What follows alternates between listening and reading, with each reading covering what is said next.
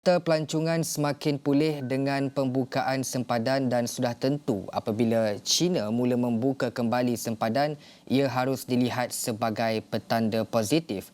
Namun cabaran besar adalah jangkitan COVID-19 yang semakin meningkat. Bagaimana peserta industri bersiap sedia berdepan cabaran ini?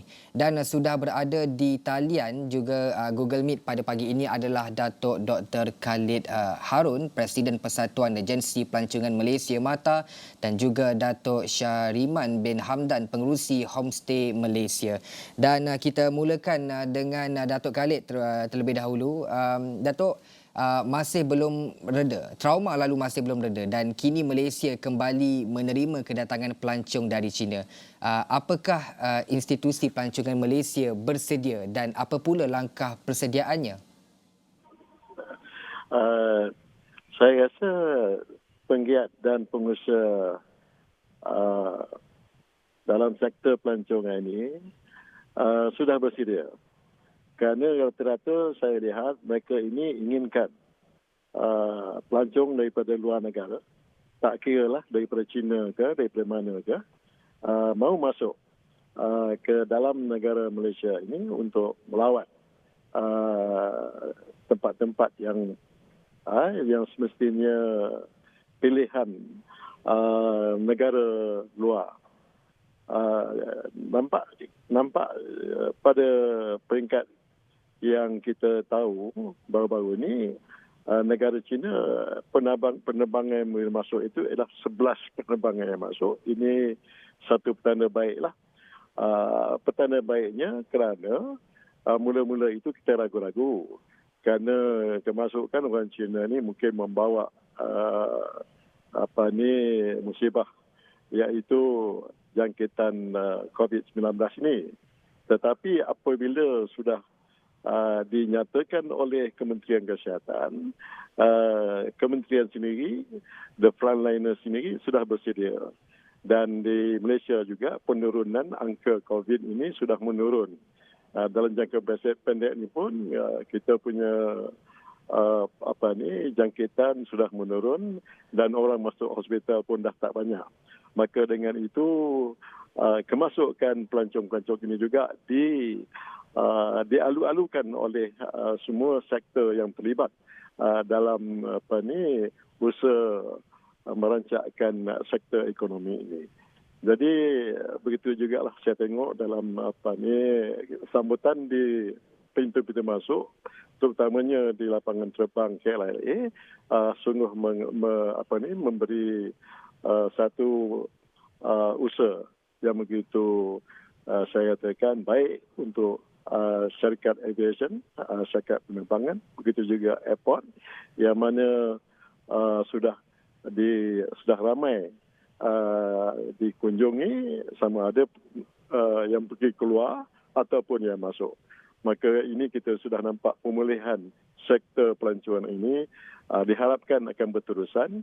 Maka kalau sekiranya pelancong Cina pada bulan Disember itu jangka masuk 50,000, kalau diteruskan angka itu berterusan, saya fikir pada tahun 2023 ini mungkin mencapai 600,000 pelancong dari negara China masuk ke Malaysia. Datuk Syahriman pula, sekiranya kes COVID-19 kembali ke tahap yang membimbangkan dan mungkin berlaku kembali penutupan ekonomi, bagaimana untuk pastikan industri pelancongan tidak kembali terencat? Bismillahirrahmanirrahim. Assalamualaikum warahmatullahi wabarakatuh. Pertamanya, Alhamdulillah, terima kasih kerana menjemput saya dalam Asrul Awani. Kami ni budak kampung aja. Impak kami pendapatan sebelum COVID kepada sumbangan negara hanyalah lebih sekitar 50 juta. Namun begitu, ia cukup baik untuk memacu ekonomi di peringkat kampung. Kami ada 4,606 ahli yang terlibat dalam program homestay dan Alhamdulillah terdiri daripada 228 buah kampung. Yang kami harapkan ialah di pihak kerajaan memantau yang turun daripada airport itu, pantaulah. Pada kami ni maknanya bila dah kerajaan dah melaksanakan tugas itu, ya kami sudi menerima dan insyaAllah kami akan buatlah yang terbaik. Jadi kita juga di samping itu berharap bahawa nak ucap dulu terima kasih kepada kerajaan yang lalu telah memberi banyak bantuan khususnya dalam COVID ini, bantuan membaiki rumah, ada dana geran gamelan untuk kita melaksanakan promosi-promosi. Sekarang pun ahli kita mengikuti Tourism Malaysia ke Hong Kong, ke Taipei, Taiwan dan juga Kaohsiung mempromosikan homestay ini. Jadi kita nak merakamkan bahagian ucapan terima kasih. Kalau dulu kita ada bantuan gamelan, maknanya untuk mempromosikan sektor-sektor pelancongan di Malaysia ini, baik di domestik ataupun di bidang antarabangsa. Jadi kita ada bantuan gamelan, kita ada bantuan untuk mengadakan aktiviti-aktiviti, dana dan sebagainya. Jadi saya berharap juga dalam memikirkan tentang COVID ini, kami juga berharap bahawa kerajaan yang ada sekarang, walaupun pelancongan ini ataupun khususnya homestay ini dipandang kecil, tetapi kami amat memerlukan bantuan itu. Dari segi COVID, maknanya kami serah pada kerajaan, dan kalau dah begitu, maknanya nak menjaga orang kata tata cara global, kita kena menghormati jugalah semua negara yang datang Malaysia, khususnya negara China ni. InsyaAllah we welcome them. Terima kasih. Ya. Baik, Dato' Khalid, tadi kita ada bercakap tentang kedatangan pelancong Cina adalah petanda yang positif. Namun adakah mungkin perkara ini akan memberi kegusaran buat rakyat Malaysia untuk melancong secara domestik, Dato' Khalid?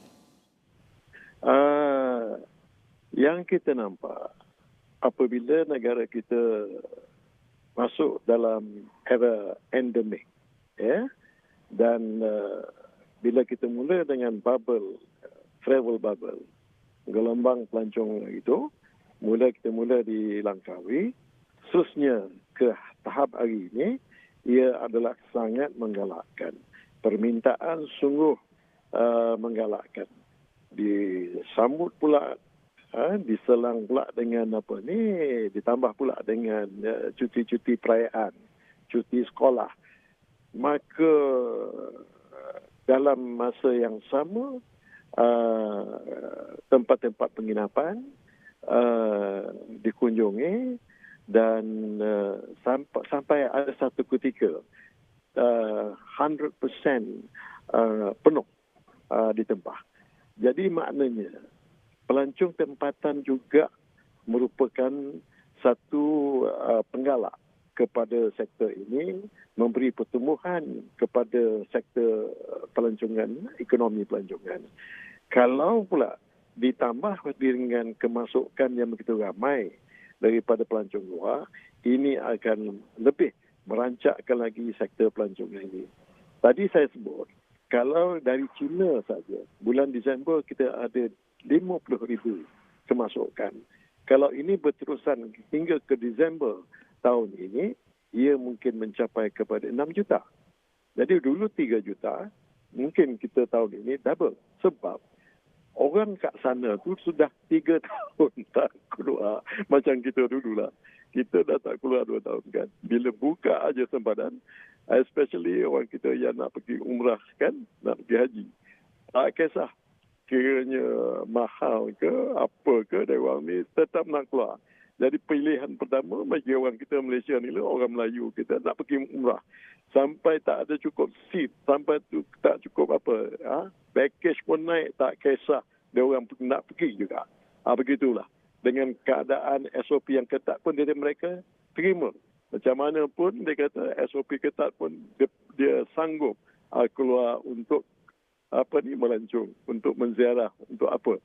Inilah juga the prinsip orang travel ni, dia mesti ada keutamaan dia. Pendek kata orang Cina nak datang Malaysia, mungkin apakah dia punya motif nak datang Malaysia? Nak melancong, nak melabur, nak mencari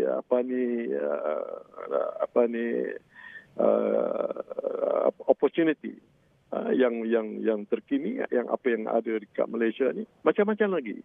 Dan ini adalah satu perkara yang mana kita mesti tahu. Kita pun sama, bila kita pergi keluar, kita pun ada tujuan. Apakah tujuan kita keluar tu? Bercuti, nak berniaga, nak nak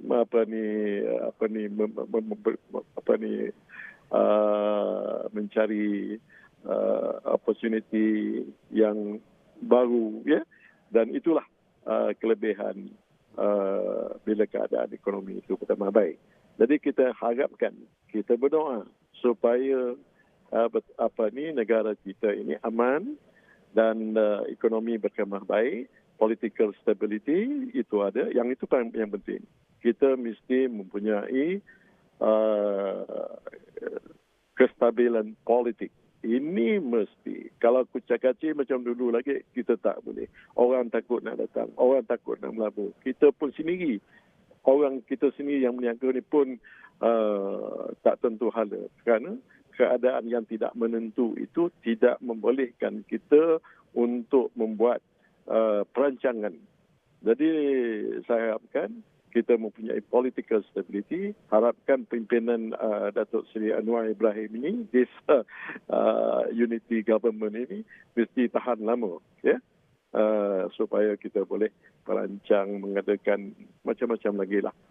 Jadi sektor pelancong ini, yang pentingnya kalau keadaan ekonomi kita stabil, keadaan keuangan kita baik, keadaan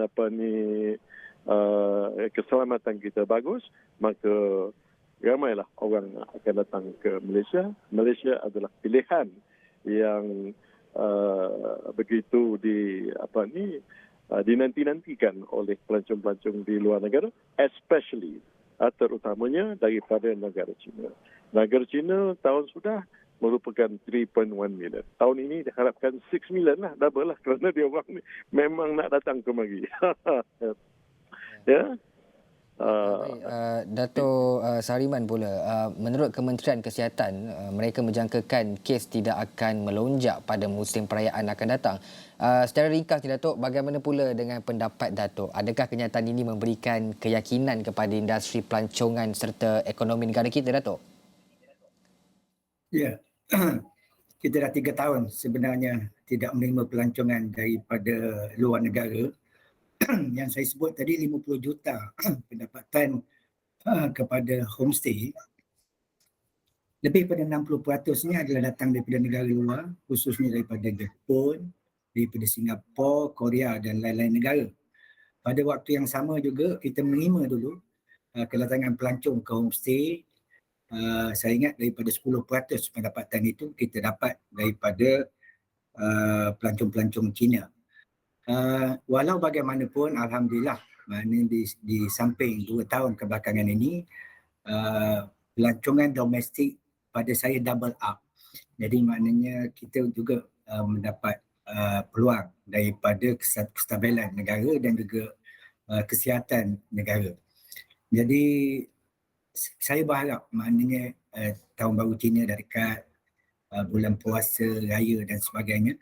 Dan kita berharap maknanya dengan kemasukan pelancong-pelancong Cina khususnya ataupun daripada negara luar, dan kita pun dah dapat booking daripada Singapura, daripada Korea, daripada Jepun mulai tahun ini, dan kita berharaplah bahawa kita dapat sama-sama menikmati keharmonian dan keselamatan negara. Cuma saya berharap kita tidak ada lagi menerima satu prosedur yang tetap khususnya daripada MOTAC. Kalau kita menerima pelancong daripada China ini, adakah kita nak melaksanakan SOP seperti mana dulu? Sebab sekarang ni tak ada dah SOP yang pakai mask, tak ada dah digalakkan, jarak tak ada dan sebagainya. Jadi ini saya tidak berapa sure lah untuk saya maklumkan kepada semua ahli-ahli homestay saya bagaimana nak menangani mana kalau ada pelancong daripada China. Jadi kita minta juga lah advice daripada pihak-pihak atasan, sama ada kita ni nak sama aja dia orang ni datang untuk back check in seperti mana domestik ataupun negara-negara luar, ataupun kita nak guna satu prosedur yang special khususnya kepada negara China. Jadi itu pandangan saya lah. Kita tidak nak, saya takut juga kalau saya buat ketat nanti orang lain tak buat ketat. Jadi kita nak sama rata macam mana nak melaksanakan benda ini khususnya negara China. Saya tidak nak juga menjadikan homestay. Maklumnya homestay ni duduk di kampung ni, duduk pula dengan tuan rumah. Jadi makna dia punya fast track untuk COVID itu saya rasa begitu cepat.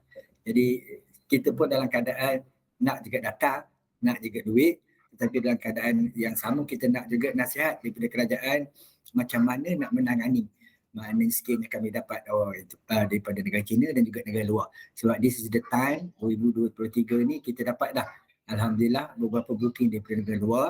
Cuma kita ni nak tahu how to do dengan diorang ya. Mana sama ada nak sama ke dengan domestik ataupun nak bagi balik semula kepada sistem SOP yang lama tu. So terima kasih.